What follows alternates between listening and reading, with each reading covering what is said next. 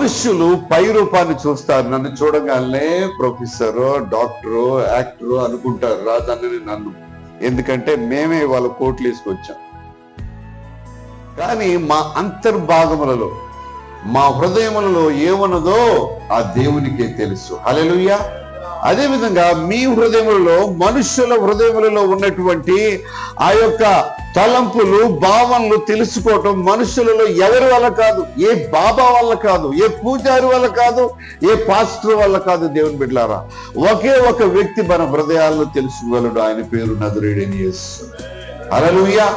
ఆయనకు మాత్రమే తెలుసు. ఎందుకంటే మనుషుల అంతరంగములలో, మనుషుల యొక్క లోపల ఏముందో వాళ్ళ బైబిల్ ఒక మాట ఉంది, మన మాట అంట బయటికి రాకముందే ఆ మాట ఆయనకు తెలుసు అంట. అది భూతవని, మంచవని, చెడవని. అయితే అది భూతవని, మంచవని, చెడవని మన యొక్క మాట పెదవుల గుండా రాకముందే ఆయనకు తెలుసు అంట. దేవుని బిడ్డలారా, అంత సర్వంతర్యామి ఆయన. ఆయన సమస్తమును ఎరిగిన వాడు. ఈ లేఖనాల్లో ఈ 16వ అధ్యాయం 1వ వచనంలో ఏముందంటే, దేవుని బిడ్డలారా, సమూయేలు ఏం చేస్తున్నారంటే ఏడుస్తూ ఉన్నారు. ఏడుస్తూ బాధపడుతూ ఉన్నాడు. ఎందుకనంటే అంతకుముందే సౌలు అనే వ్యక్తిని దేవుడు ఈ దేశానికి, అనగా ఇశ్రాయేలు దేశానికి రాజుగా నియమించి ఉన్నారు. అయితే సమూయేలు ఏడుస్తూ ఉన్నారు. ఎందుకంటే యెహోవా చేయమన్నటువంటి కార్యాలు, యెహోవా చేయమన్నటువంటి పనులు ఈ సౌలు చేయలేదు కనుక మరి దేవాతి దేవుడు ఏం చెప్తాడంటే, ఇదిగో సమూయేలు, నేను ఒకరిని చూచాను, నా హృదయానుసారుని నేను చూచాను. నీవెందుకు ఏడుస్తున్నావు? నా చేతి తిరస్కరించబడ్డాడు, నేను త్రోసివేసే సౌలుని. నా మాట వినలేదు.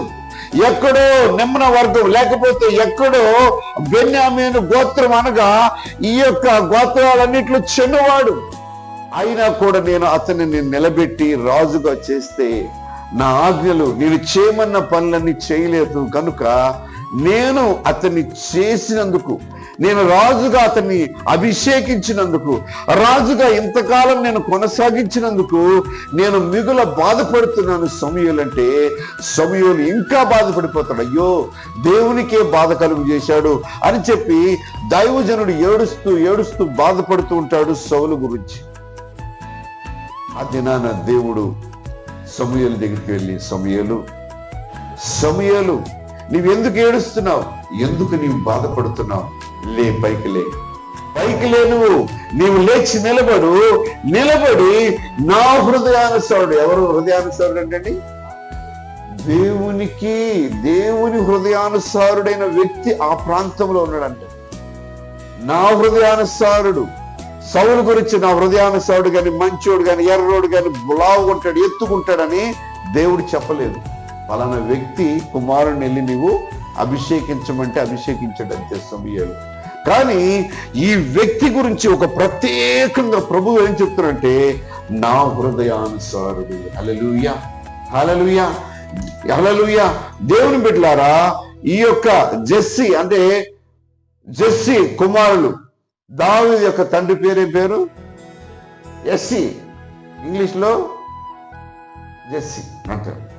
అది చదివే అందుకని. హల్లెలూయా. దావీదు యొక్క తండ్రి గారికి ఉన్న కుమారుల్లో, దేవుని బిడ్డలారా, 3 కుమారులు ఆర్మీలో ఉంటారు. మరి చిన్నవాడైనటువంటి కుమారుడు, దేవుని బిడ్డలారా, గొర్రెలు కాస్తూ ఉంటాడు. కాస్తున్నటువంటి ఆ గొర్రెలు కాస్తున్నటువంటి ఆ వ్యక్తి మీద దేవుని అనుగ్రహం ఆయన మీద నిలిచి ఉంది. దేవుని యొక్క అనుగ్రహం ఆ వ్యక్తి మీదకి వచ్చింది. ఎందుకంటే ఆయన గొర్రెలు కాస్తూ ఉండగా ఆయన ఏం చేసేవాడో తెలుసా? యెహోవాయే నా కాపరిగా, నాకేమీ కొదువగును,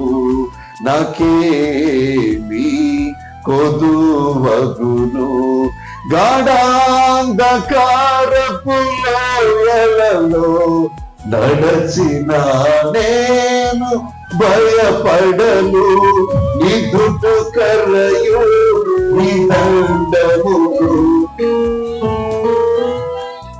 నిదండమును నా తోడయుండి పాటలు పాడుతున్నాడు సితార తీసుకొని. సితార తీసుకొని దొరికిన చోటల్లా బెత్లెహేము కొండల్లో కోనల్లో, దేవుడు మనం వెళ్ళే బెత్లెహేం కదా, కొండల నిండా ఏమున్నాయి, ఈ రోజున ఇల్లు ఉన్నాయి. ఆ రోజున అవన్నీ మనం చూస్తున్నాము. షెపర్డ్ ఫీల్డ్కి వెళ్ళి ఎలా ఉన్నాయి కొండలు, లోయలు, వాటన్నిటిలో కూడా దావీదు ఏం చేస్తున్నాడో తెలుసా, తన గొర్రెలను తీసుకొని వెళ్ళి గొర్రెలు మేపుతా ఉంటే ఆయన ఏం చేస్తున్నాడంటే గొర్రెలను అవి ఎక్కడ ఉన్నవి, ఎలా ఉన్నవి, ఎలా మేస్తున్నవి, ఏమి త్రాగుతున్నవి అన్ని చూసి ఏమంటాడంటే ఆయన ఏమంటాడు, అపాయించు నీ దుడ్డు కర్రయు నీ దండమును నన్ను కాపాడుతీ. 23వ కీర్తన, యెహోవా నా కాపరి నాకు లేము కలగదు, పచ్చిగల చోట్ల ఆయన నన్ను పరుడు చేస్తున్నాడు, శాంతికరమైన జన్మల యొద్ద ఆయన నన్ను నడిపించుచున్నాడు. ఆయన ఈ కీర్తన అంతా ఎక్కడి నుంచి రాశాడంటే ఆయన అనుభూతిలో నుండి. హల్లెలూయా. అప్పుడు దేవుడు రాజుగా చేస్తాడని, సమయంలో వచ్చి అభిషేకిస్తాడని, లేకపోతే నా అన్నదమ్ముల్లో నేను గొప్పవాడిని అవుతానని ఆయన అనుకోలేదు. దేవుని బిడ్డలారా, ఇదిగో ఆ ఇంటిలో దావీదును చూశాడు దేవుడు. హల్లెలూయా. ఈ ఇంటిలో, మీ ఇంట్లో నిన్ను చూశాడు. హల్లెలూయా.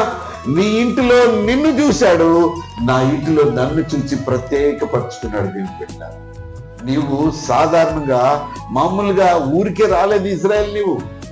నీవు ఇజ్రాయెల్ ఊరికే రాలా, నీవు దేవుణ్ణి ఊరికే తెలుసుకోలేదు. దేవుని బిడ్డలారా, నీ మీద ఆయన దృష్టి ఉంచాడు.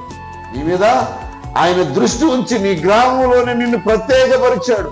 నీ కుటుంబం నుండి ప్రత్యేకపరచబట్టే నీవు దేవుని సన్నిధిలో, దేవుని అడుగు జాడల్లో నీవు నడుస్తున్నావు. దేవుని బిడ్డలారా, హల్లెలూయా. ఇదిగో చిన్నవాడు కదా, వీడేం చేస్తాడు, ఇదిగో మరి దావీదు యొక్క అన్నదమ్ములు 3 ఆర్మీలో ఉంటారు. దేవుని బిడ్డలారా, చాలా బలంగా, అందంగా, చాలా బాగుంటారు. ఇశ్రాయేలుకు ఆల్రెడీ ఆర్మీ ట్రైనింగ్ ఉంది. వాళ్ళ 3లో ఎవరినైనా దేవుడు రాజుగా చేయొచ్చు. దేవుడు ఇశ్రాయేల్ని నడిపించుటకు వాళ్ళలో ఎవరినొకరిని కూడా రాజుగా ఆయన నియమించవచ్చు. కానీ దేవుని బిడ్డలారా, ఆయన ఒకరిని చూచాడు. ఎక్కడ? హల్లెలూయా. బెత్లెహేము పొలములలో. హల్లెలూయా. బెత్లెహేము వీధుల్లో ఒక అతను చూశారు. అతను ఏం చేస్తున్నాడు తెలుసా? ఎప్పుడు కూడా సితార పట్టుకొని. హల్లెలూయా. 10 తంత్రుల సితారతో నిన్నే కీర్తింతునంటున్నాడు. హల్లెలూయా. 10 తంత్రుల సితారతో నిన్నే కీర్తింతున్నా అంటున్నాడు. ఆయన ఏమంటున్నాడు తెలుసా? కొండలలో, లోయలలో, అడవులలో, ఎడారులలో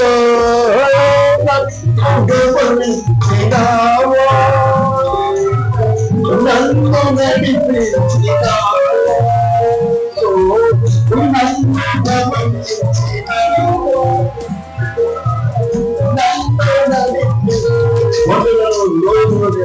నన్ను గమనించావు, నాతో వస్తూ ఉన్నావని.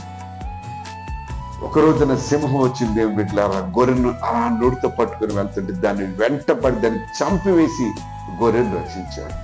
తోడేల్ని ఆయన చీల్చివేసి గొర్రెలను రక్షించాడు. దేవుని బిడ్డలారా, ఎందుకని ఆ ధైర్యము, ఎందుకని ఆ శక్తి వచ్చిందో తెలుసా? యెహోవాను సేవిస్తూ ఉన్నాడు. హల్లెలూయా. దివారాత్రులు ఆయన సేవిస్తూ ఉన్నాడు. హల్లెలూయా. హల్లెలూయా. దివారాత్రులు ఆయన సేవించడం ద్వారాగా ఆయన దేవుని సేవిస్తూ ఉన్నాడు. యూదులకు తెలిసింది ఏంటో తెలుసా? దేవుని బిడ్డలారా, దేవుని స్తుతించుటే. మా బెన్ని బారాక్ రండి, మా రమద్ గాన్ రండి. దేవుని బిడ్డలారా, ఎప్పుడు దత్తి వాళ్ళు బస్సులో వెళ్ళినా గ్రంథం చదువుకుంటూ వెళ్ళిపోతాడు. నడుచుకుంటూ వెళ్తున్నా కూడా కీర్తన చదువుకుంటూ వెళ్ళిపోతాడు. అది తెలుసు. అలా చదువుకుంటూ వెళ్ళిపోతుంటే ఏమైందో తెలుసా? దేవుని యొక్క శక్తి మనలోకి వస్తుంది. హల్లెలూయా. ఆయన వాక్యాన్ని చదువు చూడు, నీ ముఖం వెలిగిపోద్ది. హల్లెలూయా. అంటే నల్లోళ్ళు ఎర్రవుతారు అని కాదు, ముఖం వెలిగింది, ప్రకాశిస్తుంది. దేవుని ప్రకాశిస్తుంది. దేవుని యొక్క వాక్యాన్ని ఎప్పుడైతే చదువుతూ ఉంటావు, దేవుడు చేసిన ఉపకారం ఇవాళ ఏం పాడాము?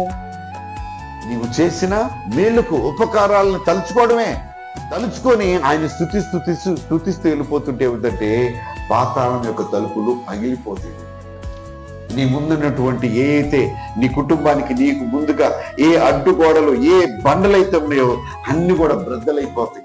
ఆయన అంటున్నాడు, నా హృదయానుసారుడైన వ్యక్తిని నేను కనుగొన్నాను సమయాలు.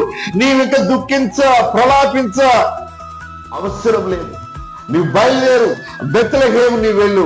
బెత్లెహేము వెళ్ళి నీవు యెష్షయి కుమారుల్లో ఒక కుమారుని నీవు అభిషేకించు. ఆ వాళ్ళ కుమారుల్లో ఏ కుమారుని నీవు అభిషేకించాలో నేను చెబుతాను. నువ్వు వెళ్ళమంటే సమూయేలు ఏమంటాడు తెలుసా? అయ్యా, నేను గని వెళ్ళాడంటే ఈ రాజు నిన్ను చంపేస్తాడే. సమూయేలు ప్రవక్త కదిలాడంటే ఏదో ఒక కారణం లేకుండా, ఏదో ఒక దేవుని నడిపింపు లేకుండా సమూయేలు కదిలేవాడు కాదు. కాబట్టి సమూయేలు ఏమనుకుంటున్నాడంటే, నేను గన బెత్లెహేము వెళితే నన్ను సౌలు చంపుతాడంటే నీవేం మాట్లాడవద్దు, నువ్వు వెళ్ళి ఆ కుటుంబం దగ్గర నేను ఒక బలి అర్పణ ఇవ్వబోతున్నాను, రమ్మని యెష్షయి కుమారుల్ని యెష్షయిని పిలవమని చెప్పేసి ఆయన ఆ యొక్క ప్రాంతానికి బెత్లెహేముకి వెళ్ళమంటే దేవులారా, సమూయేలు బెత్లెహేముకి వెళ్తాడు. వెళ్ళి ఆయన అందరి కుమారులను చూస్తాడు. పెద్ద కుమారుని మొదలుకొని అందరి కుమారులను శుద్ధీకరించి స్నానాలు చేయించి అందరిని అభిషేకిద్దామని మొదటి కుమారుని చూస్తాడు. నిజంగా వీడి భుజాలు ఎలా ఉన్నాయి చూడండి, వీడి హైట్ ఎలా ఉందో, వీడి రంగు ఎలా ఉందో. అబ్బా, ఈడే నిజంగా సౌలు కూడా వీడికి లాగే చక్కగా ఎత్తుగా అందరికంటే బలంగా ఉన్నాడు, ఇతనే రాజు అవుతాడని చెప్పి సమూయేలు అనుకుంటున్నాడు. అందరి గురించి ఇదిగో అదిగో అని అంటున్న సమయంలో దేవుని బిడ్డలారా, ప్రభు ఏమంటాడంటే, సమూయేలు, నీవు మనుషుని యొక్క దేహాన్ని చూస్తున్నావు, వాడి రంగు, వాడి ఎత్తుని చూస్తున్నావు. నీవు వాడి యొక్క రంగును చూస్తున్నావు, వాడి ఎత్తును చూస్తున్నావు, వాడి భుజాలను చూస్తున్నావు, కానీ నేనైతే వాడి హృదయాన్ని చూస్తాను. హల్లెలూయా, హల్లెలూయా. మనుషులు పై రూపాన్ని చూస్తారు, కానీ దేవుడు మాత్రం హృదయాలను చూస్తారు. నేను హృదయాన్ని చూస్తూ ఉన్నాను. ఇంకా అడుగు నీవు, ఇంకా కుమారులు ఉన్నారంటే ఉన్నాడయ్యా, ఉన్నాడు. ఒక కుమారుడు ఎప్పుడు గొర్రెలు మేపుతూ ఉంటాడు. మా కుటుంబానికి చాలా చాలా చాలా ధనాన్ని ఆ గొర్రెల యొక్క ఆ సంపద ద్వారా తీసుకొస్తూ ఉంటాడు. నా కుమారుడు అంటే ఆ కుమారుని పిలు, ఆ కుమారుడు వచ్చే వరకు మనం ఇక్కడే ఉందామని చెప్పి అనగానే మరలా బెత్లెహేము తిరుగుతా ఉన్నారు. దావీదు అనుకుంటాడు, దావీదు అనుకుంటాడు. దావీదుని తీసుకొని వచ్చారు. దేవుళ్ళారా, తీసుకొని రాగానే సమయం బైబిల్లో రాయబడి చెప్తానంట, కళ్ళు చాలా చక్కని ఉంటాయండి, చక్కని కళ్ళు అంట దావీదు, చక్కని రూపం అంట ఆయనకి. అప్పుడు నిజంగా దేవా, నీవు మాత్రమే ఇలాంటి వ్యక్తులను కోరుకుంటావు, నీవు మాత్రమే ఇలాంటి వ్యక్తులను కాపాడుతావు అని చెప్పి సమూయేలు తన హృదయంలో దేవునికి కృతజ్ఞతాస్తుతులు చెల్లిస్తాడు. దేవుని బిడ్డలారా, ఆ తరువాత సమూయేలు ఆయన అభిషేకించిన తరువాత దేవుడు ఆయన్ని గొప్పగా వాడుకుంటాడు. ఒక రోజున గొలియాతు 16వ అధ్యాయంలో జరిగింది. 17వ అధ్యాయంలో గొలియాతు అనేటువంటి వ్యక్తి ఇదిగో ఆ యొక్క గాజా నుండి, ఆ ఫిలిష్తీయ ప్రాంతం నుండి వస్తూ ఆ సైన్యమంతా కూడా ఈ యొక్క ఇశ్రాయేల్ని ఆక్రమించాలని, ఇశ్రాయేలీలను జయించాలని వస్తున్న సమయంలో దేవుని బిడ్డలారా, ఇదిగో చిన్నవాడైనటువంటి ఈ దావీదు తన అన్నదమ్ములకు ఆహారాన్ని తీసుకొని తండ్రి ఇవ్వబడి ఆయన తీసుకొని వెళ్ళి ఆయన చూస్తూ ఉన్నప్పుడు ఏమంటాడో తెలుసా? ఇదిగో ఈవిడి పనికి మాలిన వాడు ఎందుకు వస్తున్నాడు? జీవము గల దేవుని యొక్క సైన్యాన్ని, జీవము గల దేవుని యొక్క రాజును, ప్రజలను ఎందుకు వీడు అపహాస్యం చేస్తున్నాడు, ఎందుకు అవమానకరంగా మాట్లాడుతున్నాడు వీడని చెప్పేసి ఆ యొక్క తన మనస్సులో మంట, తన మనస్సులో దేవుని ఆత్మ అతన్ని రేపినందున దేవుని బిడ్డలారా, దావీదు వెళ్ళి ఏమంటాడో తెలుసా? సైనికులను అడుగుతాడు, పక్కన వాళ్ళని చూసే వాళ్ళని అడుగుతాడు, ఎందుకు వీడు వస్తున్నాడు, ఎందుకు వీడు ఇలాంటి ఛాలెంజ్లు చేస్తున్నాడంటే పలానా జరుగుతుంది ఇలాగా. అయితే దావీదు ఏమంటాడు తెలుసా? ఇలాగైతే ఈ యొక్క గొలియాతుని చంపితే బహుమతి ఏంటి? అంటే ఏదైనా బహుమతి ఉంటుంది కదా, బహుమతి ఏంటి అన్నప్పుడు రాజుగారి కూతురిచ్చి పెళ్లి చేస్తారు అన్నప్పుడు దేవుని బిడ్డలారా, వాళ్ళ అన్నలో ఒక అన్న విని, అరే నువ్వు కావాలని ఇక్కడికి వచ్చావు, యుద్ధం చూడడానికే వచ్చావు, నీవు ఇవన్నీ పనికి మాలిన మాటలు మాట్లాడుతున్నావు, పో అని చెప్పేసి వాళ్ళ పెద్దన్న అన్నప్పుడు దేవుని బిడ్డలారా, కొంచెం దూరం వెళ్ళి మరలా వేరే వాళ్ళని అడుగుతారు. వేరే సైనికుడు కూడా ఇయే మాటలు చెప్పినప్పుడు దేవుని బిడ్డలారా, ఆయన ఏమంటాడో తెలుసా? అలా అయితే నేను చంపుతావాడిని. రాజనా, మీవే దావీదు పాట, మీదే వాక్యం, అలా అయితే నేను చంపుతావాడిని అని చెప్పి రాజు దగ్గరికి వెళ్తే అయ్యా నీవు బాలుడు అయ్యా, నీవు చిన్నవాడు అయ్యా దావీదు, నీవు చంపలేవు నాయన.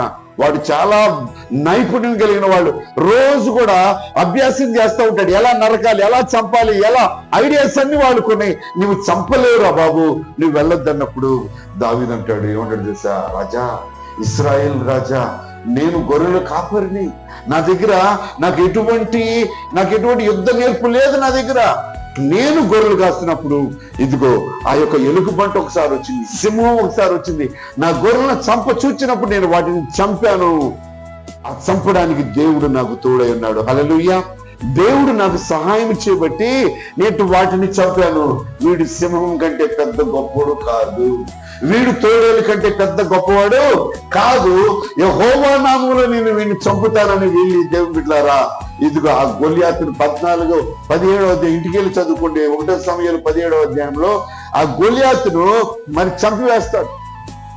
చంపివేసినప్పుడు దేవుని బిడ్డలారా, ఆ యొక్క తలను నరికి ఆయన జెరూసలేం తీసుకుని వెళ్ళాడు. ఎక్కడికి? యెరూషలేం తీసుకుని వెళ్ళాడంట. యెరూషలేం నుండి పరిపాలన జరుగుతుంది కనుక యెరూషలేం తీసుకుని వెళ్ళారంట దేవుని బిడ్డలారా. ఆ తరువాత ఆయన ఏం చేశారంటే రాజుగారి యొక్క కత్తులు సామాను మోసే మరి ఆ యొక్క టీములో చేరతారు. ఎప్పుడైతే వాడు ఆ యొక్క యుద్ధంలో ఆ గొల్యాతుని చంపివేశాడో దేవుని బిడ్డలారా, రాజుకి అతి ప్రియుడైపోయాడు, ఇశ్రాయేలుకి గనుడైపోయాడు. ఎంతమంది సైనికులు, వేల సైనికులు, రాజు కూడా చేయలేని పని ఈ బాలుడు లేకపోతే యవనస్తుడైనటువంటి దావీదు చేశాడని ప్రజలందరూ కూడా అతనికి ఫ్యాన్ అయిపోయారు దేవుని బిడ్డలారా.